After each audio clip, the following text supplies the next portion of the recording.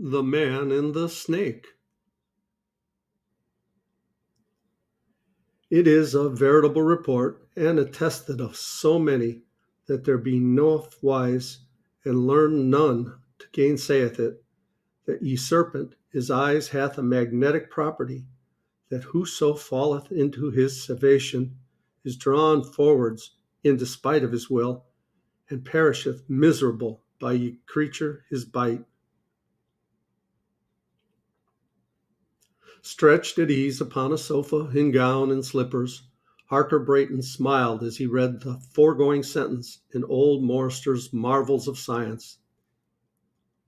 The only marvel in the matter, he said to himself, is that the wise and learned in Morster's day should have believed such nonsense as rejected by most, even the ignorant, in ours.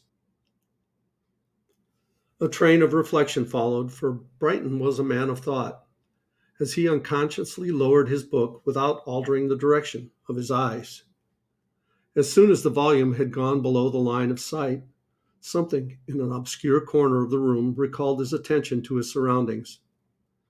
What he saw in the shadow under his bed was two small points of light, apparently about an inch apart. They might have been reflections of the glass jet above him in metal nail heads. He gave them but little thought and resumed his reading. A moment later, some impulse which it did not occur to him to analyze, impelled him to lower the book again and seek for what he saw before. The points of light were still there. They seemed to have become brighter than before, shining with a greenish luster that he had not at first observed. He thought, too, that they might have moved a trifle, were somewhat nearer.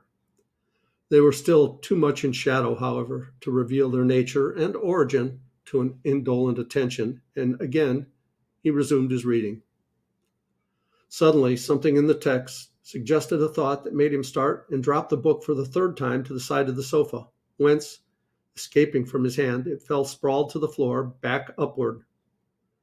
Brighton, half risen, was staring intently into the obscurity beneath the bed where the points of light shone with, it seemed to him, an added fire. His attention was now fully aroused, his gaze eager and imperative. It disclosed, almost directly under the foot of the rail bed, the coils of a large serpent. The points of light were its eyes. Its horrible head, thrust flatly forth from the innermost coil and resting upon the outermost, was directed straight toward him, the definition of the wide, brutal jaw and the idiot-like forehead serving to show the direction of its malevolent gaze. The eyes were no longer merely luminous points. They looked into his own with a meaning, a malign significance.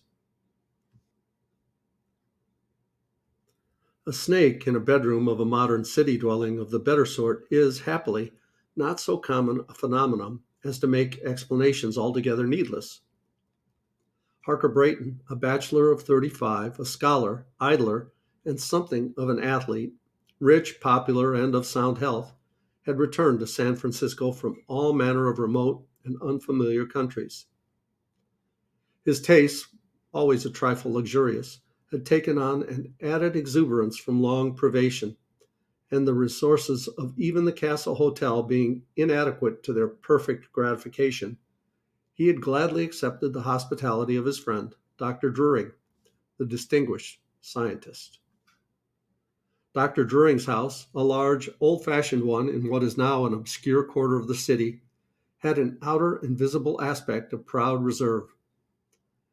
It plainly would not associate with the contagious elements of its altered environment, and appeared to have developed some of the eccentricities which come with isolation. One of these was a wing conspicuously irrelevant in point of architecture, and no less rebellious in matter of purpose, for it was a combination of laboratory, menagerie, and museum. It was here that the doctor indulged the scientific side of his nature in the study of such forms of animal life as engaged his interest and comforted his taste, which, it must be confessed, ran rather to the lower type.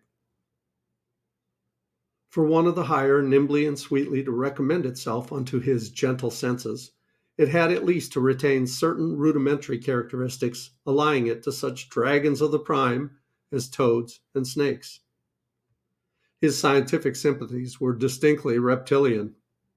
He loved nature's vulgarians and described himself as the Zola of zoology. His wife and daughter, not having the advantage to share his enlightened curiosity, regarded the works and ways of our ill starred fellow creatures, were with needless austerity excluded from what he called the snaky and doomed to companionship with their own kind, though to soften the rigors of their lot, he had permitted them out of his great wealth to outdo the reptiles in the gorgeousness of their surroundings and to shine with a superior splendor.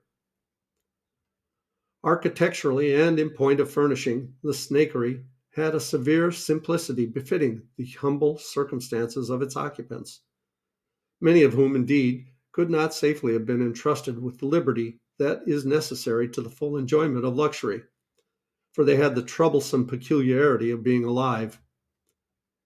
In their own apartments, however, they were under a little personal restraint, as was compatible with their protection from the baneful habit of swallowing one another. And as Brayton had thoughtfully been apprised, it was more than a tradition that some of them had at divers times been found in parts of the premises where it would have been embarrassed to them to explain their presence. Despite the snakery and its uncanny association, to which indeed he gave little attention, Brayton found life at the Druring mansion very much to his mind. Beyond a smart shock of surprise and a shudder of mere loathing, Mr. Brayton was not greatly affected. His first thought was to ring the call bell and bring a servant, but although the bell cord dangled within easy reach, he made no movement toward it. It had occurred to his mind that the act might subject him to the suspicion of fear, which he certainly did not feel. He was more keenly conscious of the incongruous nature of the situation than affected by its perils. It was revolting, but absurd. The reptile was of a species with which Brayton was unfamiliar.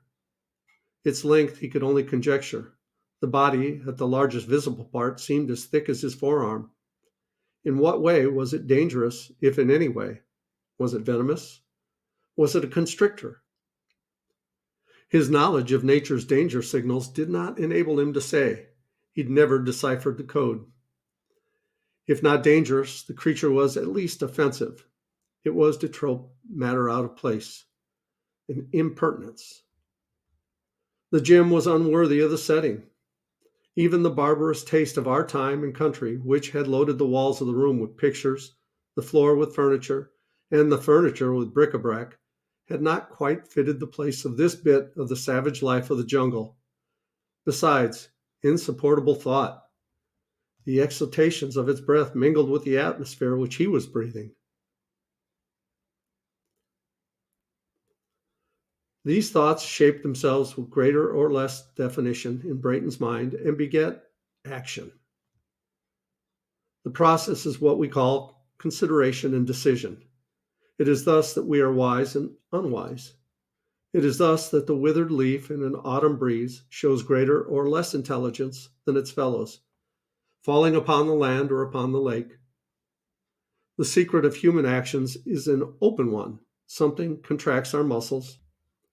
Does it matter if we give to the preparatory molecular changes the name of will? Brayton rose to his feet and prepared to back softly away from the snake without disturbing it if possible, and through the door.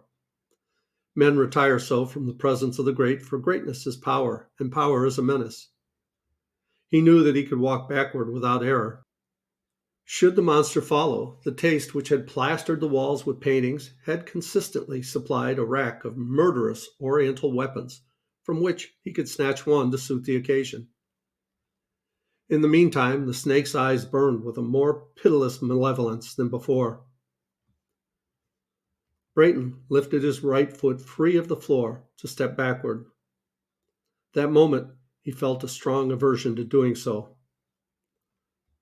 I am accounted brave, he thought.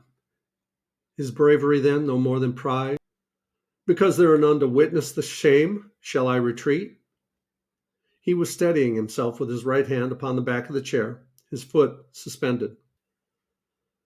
Nonsense, he said aloud. I am not so great a coward as to fear to seem to myself afraid. He lifted the foot a little higher by slightly bending the knee and thrusting it sharply to the floor, an inch in front of the other. He could not think how that had occurred. A trial with the left foot had the same result. It was again in advance of the right. The hand upon the chair was grasping it. The arm was straight, reaching somewhat backward. One might have said that he was reluctant to lose his hold. The snake's malignant head was still thrust forth from the inner coil as before, the neck level. It had not moved, but its eyes were now electric sparks, radiating an infinity of luminous needles. The man had an ashy pallor. Again he took a step forward, and another, partly dragging the chair, which, when finally released, fell upon the floor with a crash. The man groaned. The snake made neither sound nor motion, but its eyes were two dazzling suns. The reptile itself was wholly concealed by them. They gave off enlarging rings of rich and vivid colors, which, at their greatest expansion, successively vanished like soap bubbles. They seemed to approach his very face, and anon were an immeasurable distance away. He heard somewhere the continuous throb of a great drum with desultory bursts of far music, inconceivably sweet, like the tones of an Aeolian harp. He knew it for the sunrise melody of Memnon's statue, and thought he stood in the Nile-side reeds, hearing, with exalted sense, that immortal anthem through the silence of the centuries. The music ceased; rather it became by insensible degrees the distant roll of a retreating thunderstorm. A landscape, glittering with sun and rain, stretched before him, arched with a vivid rainbow, framing in its giant curve 100 visible cities.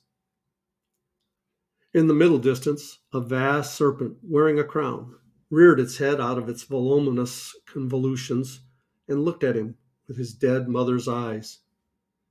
Suddenly, this enchanting landscape seemed to rise swiftly upward like the dropped scene at a theater, and vanished in a blank.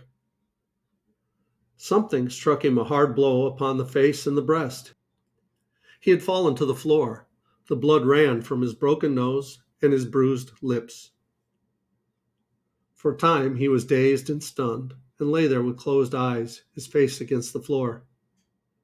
In a few moments he had recovered, and then knew that this fall, by withdrawing his eyes, had broken the spell that held him. He felt that now, by keeping his gaze averted, he would be able to retreat. But the thought of the serpent within a few feet of his head, yet unseen, perhaps in the very act of springing upon him and throwing its coils about his throat, was too horrible. He lifted his head, stared again into those baleful eyes, and was again in bondage. The snake had not moved, and appeared somewhat to have lost its power upon the imagination. The gorgeous illusions of a few moments before were not repeated. Beneath that flat and brainless brow, its black, beady eyes simply glittered as at first, with an expression unspeakably malignant.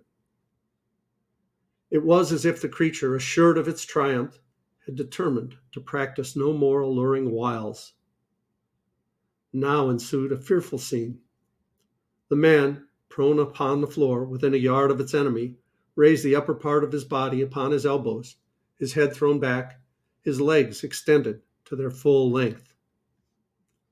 His face was white between its stains of blood. His eyes were strained open to their uttermost expansion. There was froth upon his lips. It dropped off in flakes. Strong convulsions ran through his body, making almost serpentine undulations. He bent himself at the waist, shifting his legs from side to side, and every movement left him a little nearer to the snake. He thrust his hands forward to brace himself back, yet constantly advanced upon his elbows. Dr. Druring and his wife sat in the library. The scientist was in a rare good humor. "I've just obtained by exchange with another collector," he said, "a splendid specimen of the Ophiophagus." "And what may that be?" the lady inquired with a somewhat languid interest. "Why, bless my soul, What profound ignorance. My dear, a man who ascertains after marriage that his wife does not know Greek is entitled to a divorce. The Ophiophagus is a snake that eats other snakes. I hope it will eat all of yours, she said absently, shifting the lamp. But how does it get the other snakes? By charming them, I suppose. That is just like you, dear, said the doctor with an affection of petulance. You know how irritating to me is any allusion to that vulgar superstition about a snake's power of fascination. The conversation was interrupted by a mighty cry which rang through the silent house like the voice of a demon shouting in a tomb. Again and yet again it sounded, with terrible distinctness. They sprang to their feet, the man confused, the lady pale and speechless with fright. Almost before the echoes of the last cry had died away, the doctor was out of the room, springing up the stairs 2 steps at a time. In the corridor in front of Brayton's chamber, he met some servants who had come from the upper floor.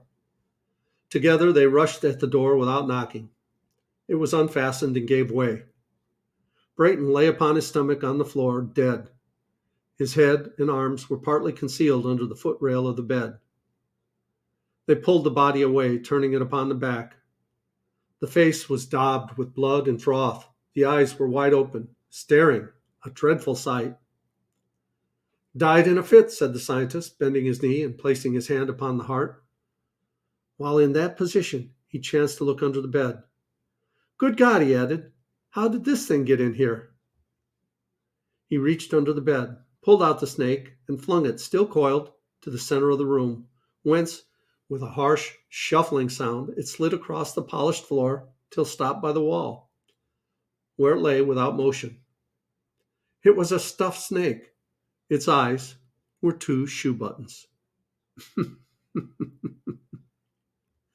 Thanks so much for watching. I love you guys. As Tigger says, ta-ta for now.